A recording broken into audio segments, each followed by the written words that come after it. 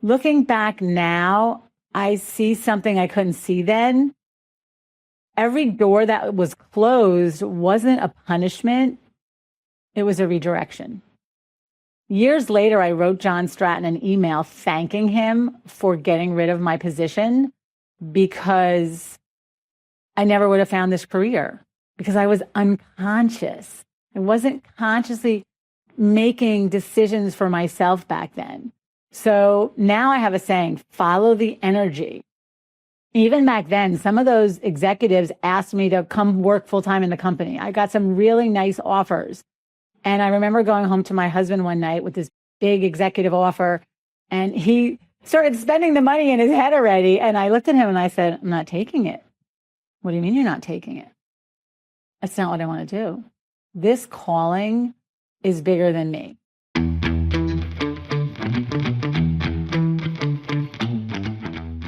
Hello, beautiful people, conscious leaders, and light keepers. We are here for another episode of Write Your Outcome. Today, we are talking about conscious success, living in alignment instead of on autopilot. Now, many times in my life, I have been on autopilot, and I want to ask you a question. What if the life you've been chasing isn't actually the life you want? What if the life you're chasing isn't actually the life you want?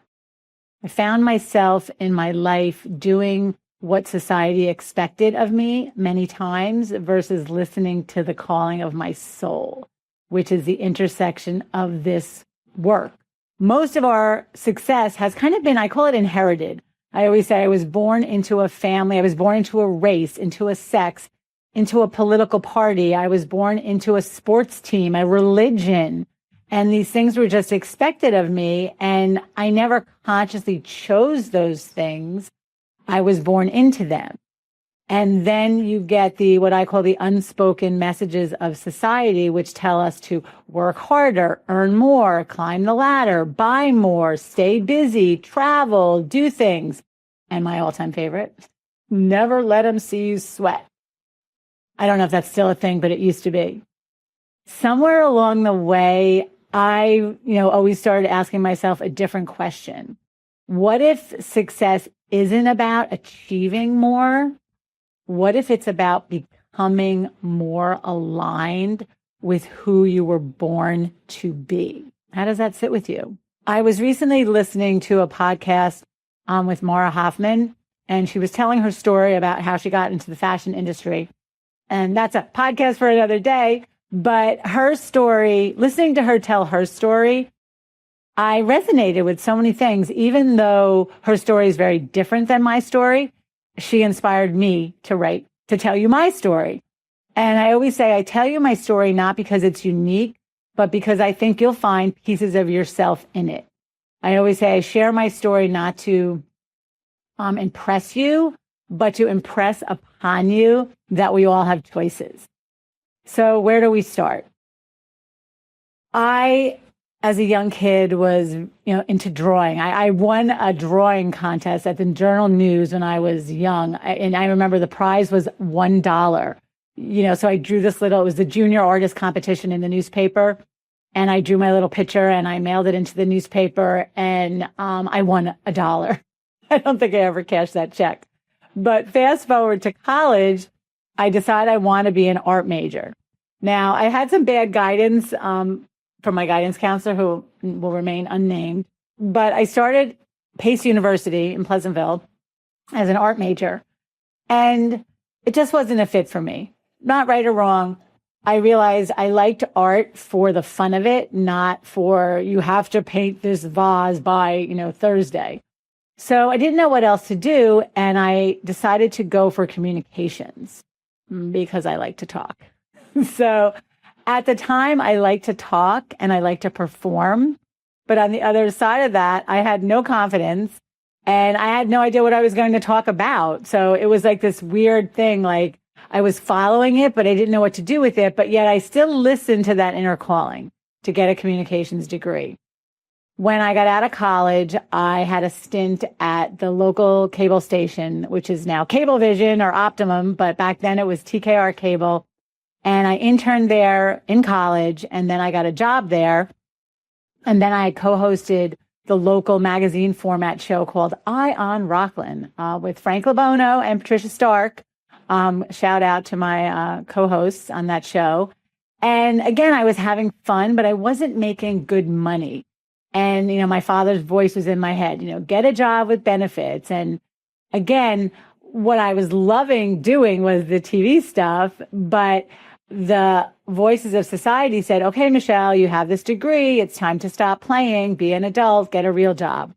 So I got a real job. Shout out to Mark Brown. I have not seen you in, 40 years. I don't know when the last time I saw you, but he was the man who came into my mom's store in the Blue Hill building one day and said, there's this new company and they're looking for people. So I interviewed and I got a job selling cellular telephones over the phone in the late 80s. Let me tell you, I had never even seen a cellular phone before. I did not know what they were. They were $2,000 and up at the time. And they sat me at a desk with a headset and they gave me this sheet, like this brochure, and I would read it to people. I would say, and literally I remember on the top of the brochure, it said, it has DTMF pad dialing. I will tell you to this very day, I'm still not sure what that means, but I didn't know what I was doing. I was literally reading off of a sheet. And lo and behold, people were buying these phones. They were on to something nobody knew, or maybe they knew, I didn't know. And back in the day, you had to get these phones installed in your car. So I would send you to a garage where they would install the phone in your car and put an antenna on your roof. Craziness. So now I start this company and I'm still feeling I'm creative. I'm not a corporate person. So I'm just going to work here for a little while till I figure out what I really want to do. Now, in the meantime, I got married, I bought a house, and fast forward 9 years in corporate America, 10 years, 11 years.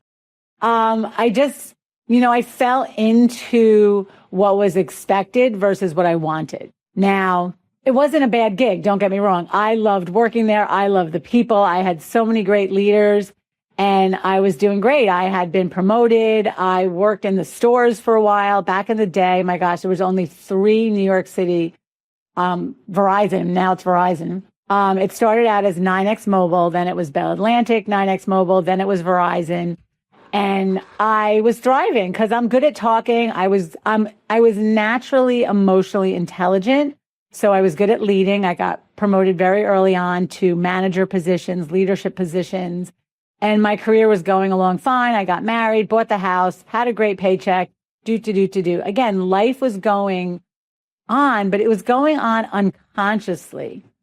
And something was missing. It wasn't my great love. I was still doing art on the side. And then one day we got a new VP, John Stratton. Hello, John Stratton, if you're listening. You changed my life, and thank you. He came into this company and he said, there's too many levels in this company. We need to downsize. And of course, he chops out my level. And my boss at the time, Rocky Lynn, brought me into his office and said to me, John said it was me or you, and I picked you. I don't know if he said those exact words, but something to that effect. I cried. I was devastated. I, left the job. I went on a week's vacation and I was like, what the hell am I going to do with my life? I was at a really defining moment. And I was told that I had 90 days before they were kicking me out. And in those 90 days, I wanted to find something else to do. So at the time, the training department was looking for trainers, sales trainers. And I thought, okay, faced with not having a job. And this is a humbling story. Let me even back up. I was making really good money at this young age, and we were on commission, and we were raking it in back then. We were doing really well in my standards. And the sales training job was a salary job that was lower salary than I was making already, and no up effect, no commission. But faced with it was a very humbling day for me. Faced with the choice of not having a job or having a job, I took the job. And I say I took the job. I had to give a presentation. I had to do a whole dog and pony show, a training. And Lisa Brooks Griot, now she was Lisa Brooks at the time. Now she is Dr. Lisa Brooks Griot, hired me to be on her team. And that was, again, a defining moment in my life. And that's what I want you to think of as I'm telling my stories. There's defining moments in your life that maybe aren't the whole answer, but they're pointing you in the right direction if you pay attention. Now, when I think back, I really wasn't paying attention fully, but I was paying attention. My first training class that I gave, I felt like the angels were singing. I was like, oh my gosh, this is what I was meant to do. I could be my loving self in a corporate environment. And again, corporate environments are not very loving and soulful, but the classroom gave me the opportunity to be both. And I knew this was what I was meant to do. I once heard someone say that the word vocation comes from the Latin word vocare, which means voice. And it's when your deep gladness meets the world's deep need. And that's where I was. I was like, I found something really special. So I'm going along with my life, doing corporate training for Verizon Wireless, and everything is going amazing. And one day, this woman walks into my cube, Kay Zott. She has passed away. We love you, Kay. And she asked me a question. Where's Fordham Road in Nepperhan Road? Where's Nepperhan Road in Tarrytown? And I'm like, oh, my aunt lives on Nepperhan Road. I know exactly where it is. Why are you going to Nepperhan Road? Fordham University has a satellite campus on Nepperhan Road, and I'm enrolling in this organizational development HR program. And, it starts this week. And I'm like, tell me about the program. And she tells me about the program. And again, angels singing. So I call up Toby Tettenbaum, again, fabulous, fabulous woman who just changed my life. And I call her up on the phone and I'm like, I just found out about this program. I have been looking for a graduate program. I had actually enrolled in 2 other graduate programs previously, but neither of them resonated. So I dumped them. And Toby says to me, Michele, it starts on Thursday at 6:00. Show up. I was so naive. I did not know that I was supposed to apply for graduate school. I don't know where my brain. I literally show up on Thursday and I start the program. I then apply and I then have Verizon Wireless, Nines Mobile, has tuition reimbursement. So it all works out. Toby said to me, Michele, you were so excited on the phone. I could not say no to you. So I told you, show up on Thursday. And that was the beginning, again, of following the path that life lays out for you. And in my class, we had to give a presentation. Now, this was an organizational development, organizational behavior, leadership class for organizations. And I wrote a 20-minute presentation called Leading with a Heart. Leading with a Heart. In my late 20s, early 30s. And I just knew I didn't write this from some textbook. I wrote it from my soul. I knew when I looked at the people in the corporation that I was working in, there were some people that just had their head, their heart, and their gut connected, and they were in alignment. And there was other people that were just out for themselves, out for the bottom line, out for results. And I didn't like what I saw there. It didn't inspire me to climb the corporate ladder. Now, there were some very good, fabulous leaders I had, and I can rattle off some names. I won't right now, but there was some beautiful people. I loved my time working there, but there were also some heartless people. I gave the presentation Leading with a Heart at Fordham University one Saturday, and Karen Thorman came to me after class, and she said, I want you to give this presentation to my executives, my corporate executives. Karen worked for USST at the time, US Smokeless Tobacco. They were in Greenwich, and they made Skoal in Copenhagen, and they also owned Chateau Ste. Michelle, Columbia Crest Wineries. And I said, yes. I didn't even have a class. All I had was a 20-minute presentation that I wrote from my heart. And I ran home and I said, I have to write a class. I need to write a class. I need workbooks. I mean, back in the day, I had 3-ring binders made and we had them shrink wrapped and the whole 9 yards. And I gave this program to all the senior executives. I gave the program to all the senior executives and they all loved it. And now all of them started hiring me to give presentations to their teams. I even was blessed to go on their corporate jet back in the day. They had this thing called, I think it was the Angel Network, where they helped transport sick people. So say if you had cancer and you needed treatment in California, but you lived in New York, they would transfer you. So we did one of these Angel Network transports, and I got to take the corporate jet to Seattle and also give presentations at Columbia Crest Winery and Chateau Saint Michelle wineries. And again, angels singing. This was the beginning of my consulting career. Looking back now, I see something I couldn't see then. Every door that was closed wasn't a punishment. It was a redirection. Years later, I wrote John Stratton an email thanking him for getting rid of my position because I never would have found this career because I was unconscious. I wasn't consciously making decisions for myself back then. So now I have a saying, follow the energy. Even back then, some of those executives asked me to come work full time in the company. I got some really nice offers. And I remember going home to my husband one night with this big executive offer, and he started spending the money in his head already. And I looked at him and I said, I'm not taking it. What do you mean you're not taking it? That's not what I want to do. This calling is bigger than me. I have to follow the energy. I don't want to get sucked into another corporation. I want to do this on my own. Now, mind you, I didn't know how to do it on my own, but that was the start, me living between two worlds. I've spent the last 30 years, living between what I call the boardroom. I've had one foot in the boardroom and one foot in spirituality. And it is my goal, I always say, to bring soul, bring spirit back to the workplace. I'm meant to be in corporations sharing this message. And throughout my career, when I first started this, I was being led.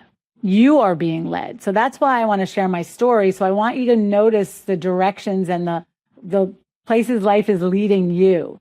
People started putting books in my hands. Karen Thorman, the woman from USST that later UST, later Philip Morris, that hired me, she gave me the book Many Lives, Many Masters. And I had no idea this book was going to change my life. Then she gave me the book, The Reconnection. I can't remember the names of these authors. You could look them up. Then somewhere along the line, someone gave me the Seth books. You want to talk about a spiritual awakening? Goosebumps reading Seth.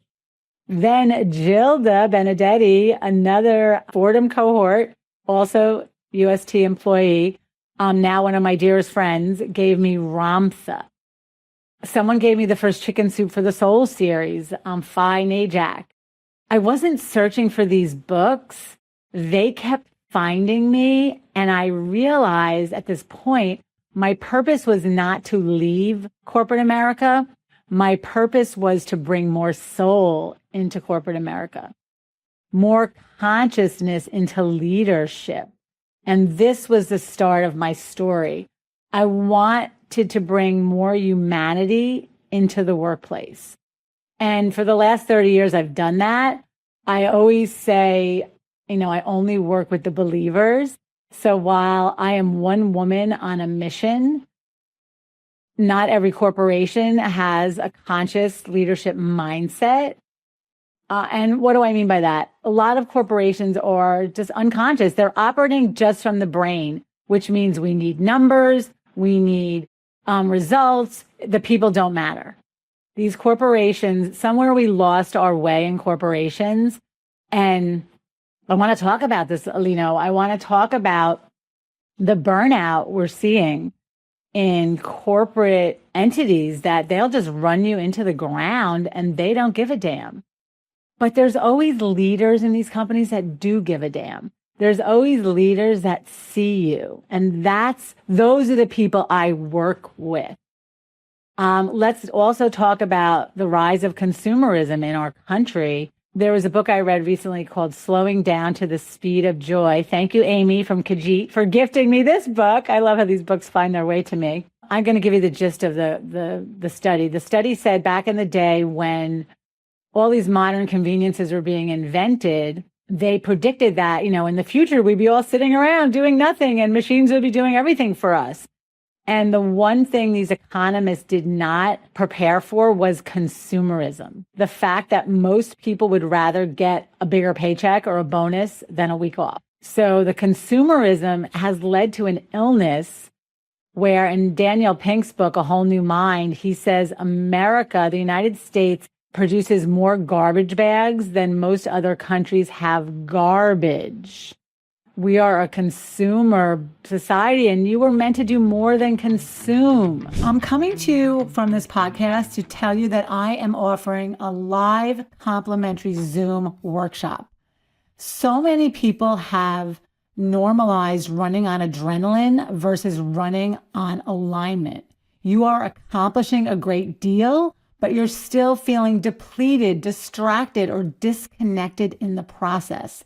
So on Wednesday, September 16th, I'm hosting a complimentary Zoom interactive workshop called From Overdrive to Alignment, Habits, Energy, and Conscious Choices. During this workshop, we will look at the habits that energize you and the habits that are quietly draining you.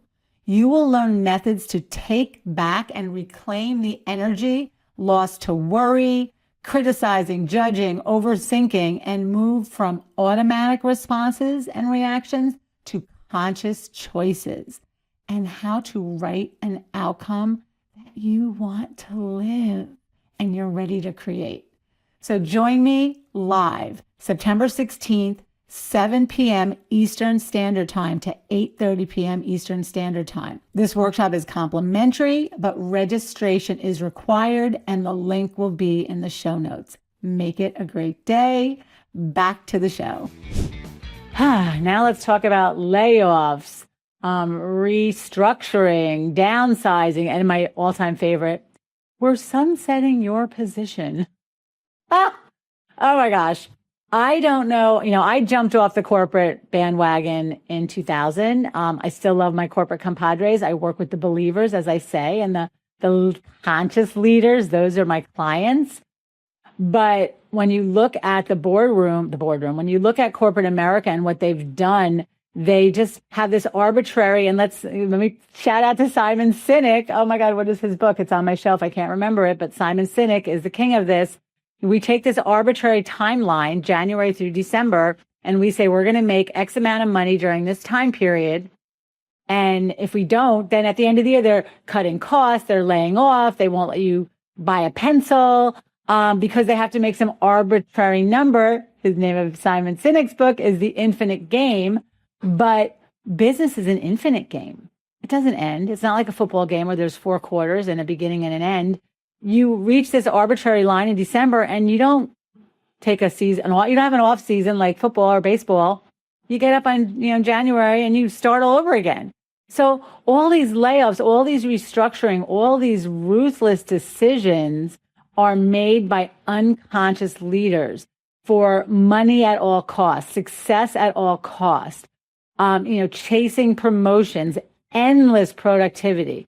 How much more stuff do we need? Somewhere along the line, we've really gotten off track. And my goal is to bring us back on track, bring us back where organizations remember that people are human beings before they're employees. What inspired me about Mara Hoffman's podcast was, here's a clothing designer at the height of her success who she said, I'm deciding to take an inhale. Take an inhale with me. What does that even mean? She basically decided, why do we have to keep growing and growing and growing and growing and more and more and more? She said, I don't want to make people buy, you have to buy this, you have to buy that. I don't want to do that anymore. And if I bring in nature, one of my favorite quotes is, nature never hurries. and everything arrives on time. We live in a society where it's normal to believe we should keep growing and going, but nature has seasons, baby. Nature goes to sleep. Trees do not produce fruit every month. The tides come and go. Last night was a full moon. We're coming up on a total eclipse. This podcast will probably air after that, but we are like the seasons. We are connected to this earth and we need rest, just like trees need rest. So yet we create this culture where we expect human beings to perform like machines. So I want you to start taking an inhale, taking an exhale, asking yourself, are you making conscious decisions? Are you making conscious choices? Do the decisions you make, are you making them with your full body? Is it a full body yes? I remember over the years when I got these, offers to work at these big corporations, it was like, oh, you're going to get your own office and this big salary and this big bonus. And it would sound so good on paper. I would sit with it and I would ask my soul, and it would make me want to throw up. It didn't sit right with me, right? There's the saying, does it sit well with you how you're living? And the beauty of it is if it doesn't sit well, you always have a choice. There's another great quote, these times are urgent, we must slow down. How we're living is not sustainable to the earth, to us. And when I think about my books, and they follow my evolution, they maybe, happiness is always the headline, but maybe they weren't even about happiness. Maybe they were about something else. My books weren't separate ideas. They've actually been telling one story all along. The story of how we as a culture, as a species, are evolving. Happiness is a habit wasn't just about being happier. It was about creating simple daily rituals that help you reconnect with yourself. Because all the studies showed that when you do something for yourself, mentally, physically, spiritually, and emotionally, you feel better. You feel better. Every conscious life is built one conscious habit at a time. And I know I said this in a previous podcast, but it's so important to talk about again. Deepak Chopra years ago taught me that if you want to do anything, you bring consciousness to it. If you want to lose weight, work out, stop smoking, stop drinking, get better at something. And I'll bring in Eckhart Tolle also. These are all my beautiful teachers. Eckhart Tolle gave me the line, quality requires attention. So if you think of anything you're good at, it's because you've given it your full attention, full body attention, mentally, physically, spiritually, and emotionally. And Deepak Chopra made the point, if you want to eat consciously, just eat. Be with your meal and don't do anything else. No phones, no magazines, no distractions, just you and a plate of food. Try that the next time you sit down at your meal. Cut your food. Taste your food. Chew your food. Chew it for longer than you normally do. Experience the flavor, the texture. Take a swallow. Put your fork and knife down. Take a breath. That's what consciousness is. Yet how many times have you wolfed through a meal and it's gone, your plate is empty and you don't even remember eating it? Consciousness is something you could do while washing the dishes, while ironing. Ironing has become one of my favorite pastimes. When I met Gary, I didn't even own an iron. I couldn't see the purpose. It was like a useless activity I didn't have time for. Lately, it's become a meditation. It's the most relaxing thing I do. Then I wrote Energize Your Happiness because after years of practicing the positive habits, Energize Your Happiness helped me regulate my nervous system, regulate my emotions. And I wanted you to regulate your emotions, your energy. Know that you have a choice about where you focus your energy. We all have choices. And there is, in the book, I call it your personal energy alignment. And the more of us that are in our personal energy alignment, the better this whole entire world will be. We're so busy trying to control everybody else when we are not controlling the one thing that matters the most, our own alignment. So again, living on autopilot versus living in alignment. If you have not read Energize Your Happiness, I am so proud of that book. It's on Audible, it's in written form, it's on Kindle, and I'm really proud of it. It's really good. And the goal is to create more hell yes days than hell no days. And that's where I'm going to stop. I recently received two commendations, or an email and a text from two clients that really reminded me why I do this work. One was the other day, I received an email from a longtime coaching client who said to me, Michele, I have to share this with you.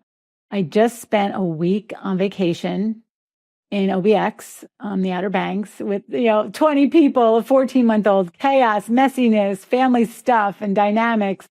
But these are the people I love. These are the people that see me and know me and I want to spend my time with. This woman has been taking these family vacations for decades. And she told me in her email, normally on the last day of the vacation, she would sulk all day, get in a bad mood. It's ending, it's over, I don't want to go back to work, and like literally drag herself through the day, drag herself home, drag herself to work. And she said, this year I did something different. I made an intention to be grateful for my family, appreciate the time we have together, that we have the time and the money and these beautiful memories, and to actually look forward to the work that's waiting for me when I get back, for the people that are waiting for me. Her life didn't change, her circumstances didn't change, but her mindset changed, her perspective changed. She said, on Monday, I sat in my backyard with my cup of coffee and my new bird app, just enjoying the coffee, being grateful, and identifying birds in my yard. Thank you for this new perspective. That's why I do this work. I then received a text this morning from another woman. We were having a conversation last night in a group about the Odyssey, the movie The Odyssey. And the metaphor of the Odyssey is Odysseus, he wins the war and then he's on his way home and he could go straight home, but his ego, his pride, he goes, I'm not going to follow those other ships. I'm going to go a different way.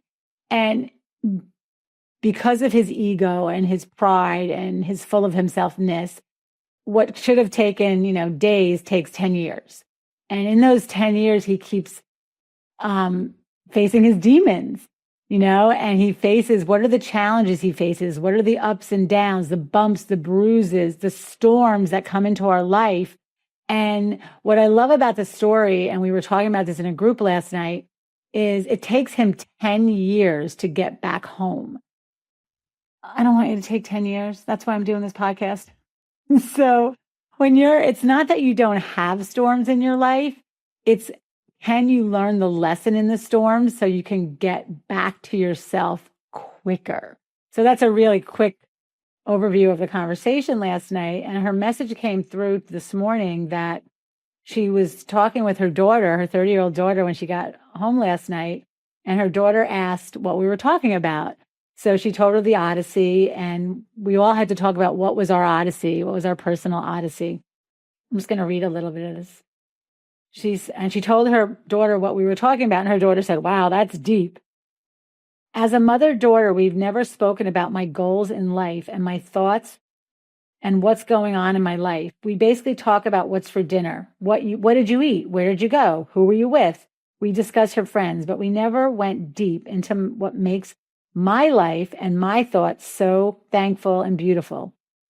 Thank you for helping me own my true feelings and honor them and articulate them and have a deeper conversation with my daughter. I hope you have goosebumps right now, because I do. That's what this is about. This is about not living on this surface level of always going, always doing, consumerism, getting more, doing more, traveling more, posting more. It's like, oh, no, no, no, no, no. Just because it's popular does not mean it's good for you.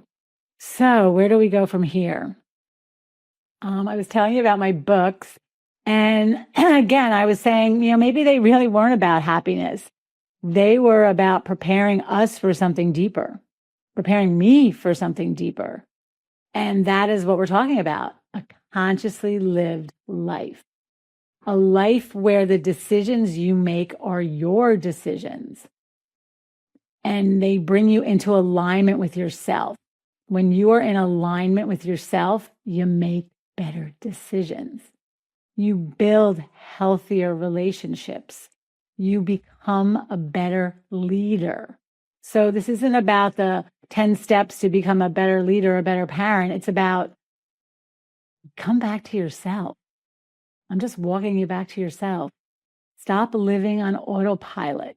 That's what consciousness is really about. So let's redefine success for ourselves. Here's what I've learned and discovered. In my life, I've never optimized my life for maximum income. I don't know why. It just wasn't my thing. I always optimized it for maximum alignment. And this meant making trade-offs. I don't even know. I think I was unconsciously making these decisions. And now when I look back, I say, oh, like these were me following my soul. And it did mean trade-offs, right? And I always say on one hand, I want to follow my soul. And on the other hand, I still have to pay the bills. But I also wanted a relationship. I wanted time with Gary, my first husband, who was in my podcast, who's a great man, got sucked into the work mode. And that's part of the reason we're not together anymore, because that golden handcuffs, here's more money, here's more money, here's more money. But we didn't have the time to spend that money. So when I met Gary, I talked about I don't want to work. His saying is, I don't want to work every hour God gives. I want time to be with you. I want time to work out and spend time with my body and read and journal and travel. And I love my quiet mornings, time to think, time to be present. Eckhart Tolle has a book called Stillness Speaks. And I love that title. I always sit in nature and I just say, Stillness speaks. What is the stillness saying to me today? And then I listen. I've always wanted a full life, not just a full calendar. By no means am I perfect at this, but I know I was built for this. I was built for sharing this message. And money matters. Don't get me wrong. I like money. I like driving a nice car. I like living in a nice place. I'm not saying it doesn't matter, but it shouldn't matter at the cost of everything. Years ago, I went to a seminar called The Corporate Athlete, and it was all about being physically and mentally fit, spiritually fit. And the question they asked us was, will you survive your own success? Because if you're just working for the dollar and you don't have the purpose alignment, you're going to burn out really quick. If success costs you your peace of mind, I know people that are just whirlwinds, right? They're just whirlwinds of stress and running and going, and peace of mind is too expensive. I wasn't worth trading that. I want to remind us of the freedom you have. We all have freedom. One of the greatest lies we buy into is that I'm stuck. We have people counting down the days to their retirement. I've got X amount of years, days, hours, minutes. You are never stuck. You're never stuck. You can always make a conscious choice. It might not be an easy choice. Not saying this is easy. I'm not saying, I have to keep working. I'm not, I will work, I don't know how many more years, but, I made choices in my life and I'm okay with that. So I'm not saying it's easy, but I'm saying when you're in alignment, it feels good. The choice might be uncomfortable, but what's the cost? The point is there's always a choice. And I want you to make the choice. And here's the thing too, if I jumped off the corporate ladder in 2000, started my business and was a miserable failure, I could always get a job. But at least I took it. I followed it through to the end. I didn't quit in the middle, or I didn't quit the minute it got hard. I lived through the market crash in 2008. I was going through a divorce. I was living in my girlfriend's bedroom. I had no money. But I made a choice. I was applying for jobs at White House Black Market. Literally, that's where I was. but I made a choice and then my career picked up again. Spent my entire career doing my best to make conscious choices and realigning. So it's on course, off course, on course, off course. It's not about being on course, on course, on course, on course. And I love the example when a pilot, gets in a plane, he's on course and then he's off course. The plane just doesn't stay on course the whole time. And it's not about staying on course. It's about knowing when you're off course. Knowing when you hit those rumble strips, that's your first. It's these little tiny like, wake up, you're off course. It's that little punch in your gut. It's that twist in your gut that's constantly telling you you're off course. And then you just realign. Trust the divine timing of your life. I have a whole chapter on this in my book. The people that showed up, the books that showed up, the opportunities that showed up exactly when I need them. One of my favorite Louise Hay quotes is, I trust the timing of my life's path. Trust it. You're in the right place. There's no wrong place. Believing that there would always be enough if I continued doing meaningful work. And that's a hard one when you're an entrepreneur sometimes, and the bills have to be paid, and the bills are going up and the bank account's going down. And it's that trust that, I know there's a bigger picture here. And it always worked out. It always worked out. I never sat back and waited. I always did something. I always kept showing up, just like I'm showing up for this podcast over and over. I'm showing up because I know this is bigger than me. I know that the people listening are meant to be listening. You are meant to be here. We are all doing the work. And every day I do the work. Every day it unfolds. Every day I learn more. Another quote that kept me going was, God gives food to every bird, but he doesn't put it in the nest. You have to go out and look for it. So I've assembled a couple questions that I'm going to ask you to contemplate and just reflect on. Whose definition of success are you living? I can't tell you how many times I've met people who said, I'm in this business because my mother told me to, or I thought I would make a lot of money, or whatever. It's a family business. People go into these careers not because they want to, but because they're living someone else's definition. What brings me alive? What brings me alive? What brings you alive? What's that great quote? Don't ask what the world needs. Ask what brings you alive, and then go do that, because the world needs more people who have come alive. What season are you in right now? Remember the trees, the seasons. Are you in winter? Are you in summer, spring, fall? It's okay. We have seasons of our life. If you've been following me, if you're getting my newsletter, I'm in this slowdown period this year, just because I was traveling and going to every concert and saying yes to so many things that I felt like I gotten out of alignment. And I was in the season of winter for a little while, even though it's summer. Just, in January, I said, I need to slow down. I'm going to say no to things. And I said no to some things that I know would bring me joy, but I said no because I knew they would be good for me in the long run. So what season are you in right now? What trade-offs are you consciously choosing? And those are those concerts I said no to that I didn't go to, that my friends had a great time. Stacey Aaron, Earth, Wind, and Fire, just Demonico. But knowing that I'm doing the right thing. What's one decision this week that will move you closer to being in alignment? What's one thing you could do differently?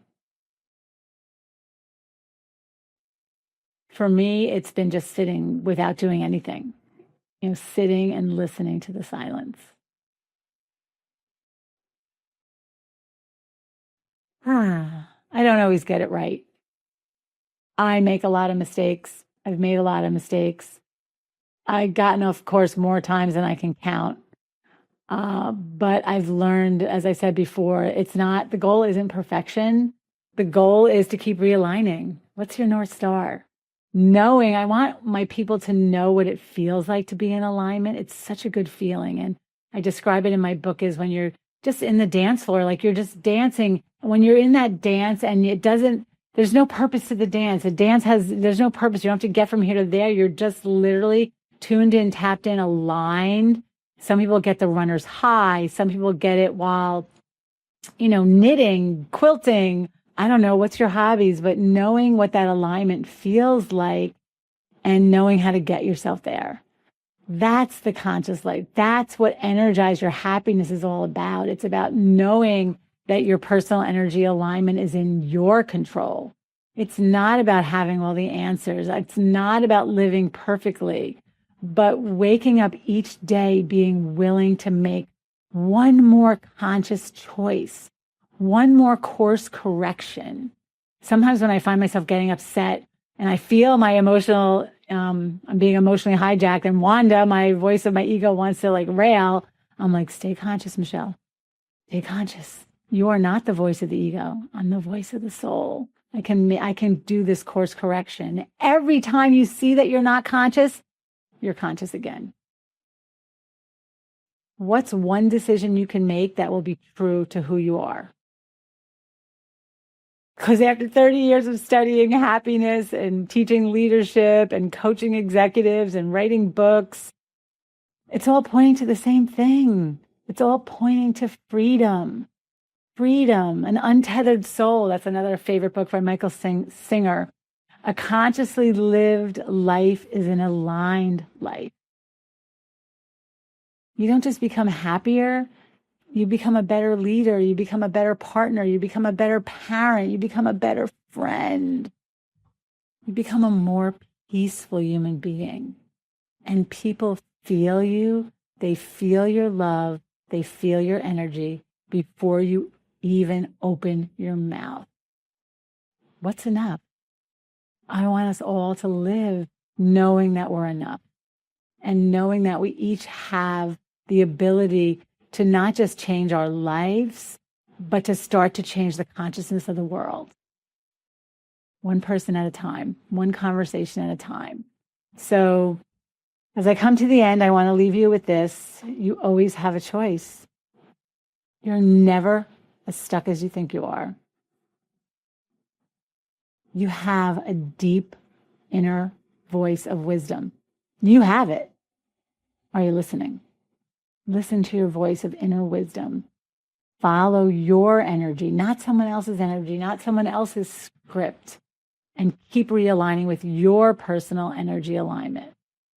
Because as I keep saying, success isn't more of what the world expects. Success is becoming more of who you truly are and living from that place. You don't just get to write your outcome. You get to write a life that feels aligned. So the angels are singing in your world. I want you to picture yourself going down the street with the angels singing around you. You have the power to write your outcome. Thank you for listening. Thank you for being here. Thank you. I feel your energy. Namaste. The light and the beauty in me recognizes the light and the beauty in you. Make it a great day. Write your outcome. Energize your happiness. If you liked what you heard and you want to go deeper and you are part of this new earth and this new awakening that is happening on the planet, please go right now to wherever you are listening to this podcast and subscribe. Apple Podcasts, Spotify, YouTube, iHeartRadio, and Amazon Music. Please rate and review to give it a bigger boost, and that will bring more people to the podcast. And stay tuned for more engaging conversations on Write Your Outcome, where this season we are walking the edge between business and spirituality.